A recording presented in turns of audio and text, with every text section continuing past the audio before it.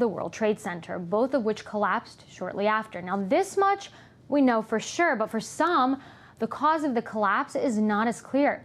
Michael T. Donnelly is part of Architects and Engineers for 9/11 Truth and says that there's no way that a plane could have destroyed two of the world's largest towers. He joins me now from our studio in New York. Hi, Michael. So you say that you have new evidence that the World Trade Center collapse was not, in fact, caused by an airplane crash. What kind of evidence are we talking about here?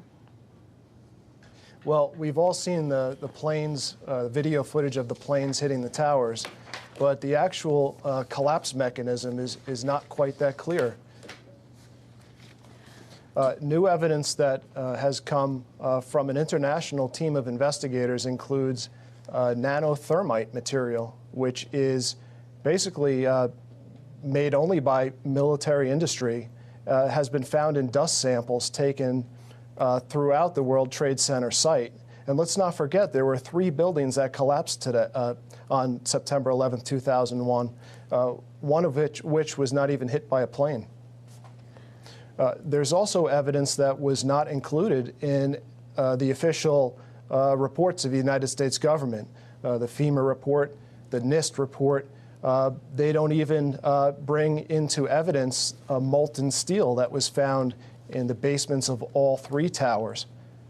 And there's no explanation for molten steel. Carbon-based fires did not burn that hot to actually create molten steel that was found in all 3 towers. So, you know, some of the evidence is new and some of the evidence has just been ignored by the official United States reports. Do you think that there will, in fact, be a new investigation into all this? I mean, what is it really going to take to push that through? Well, I think it's going to take more architects and engineers to sign up to our petition and help raise awareness to the facts that really happened. There's forensic evidence that the government is just ignoring, and you know, I think that's part of it. But I think there's also a growing number of military officials, scientists, all branches of government, people that are stepping forward and want a new investigation. I think it's really going to take a grand jury investigation of the NIST with regard to the lead investigators, Shyam Sunder and John Gross. I think that there's been an insufficient investigation, and I think it's fraudulent. And I think, you know, I think it's a matter of time. Money has to be raised to fight these lawsuits, to bring these lawsuits, and I think it's going to happen. You said that the government is ignoring some facts. So if there will be no further inquiry into this, what do you think could be the reasons behind this? Is the government trying to hide something, like you said? And if so, what and why? You know, it's an interesting question. If we look to the government's own reports, FEMA Report 403 did an investigation. They had scientists and engineers on the ground collecting samples after the collapses. And basically, they found evidence of melted iron in their samples.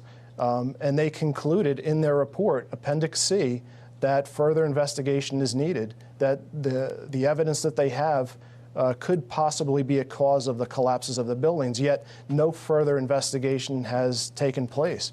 It seems to me that it's the scientists are being held back by politics.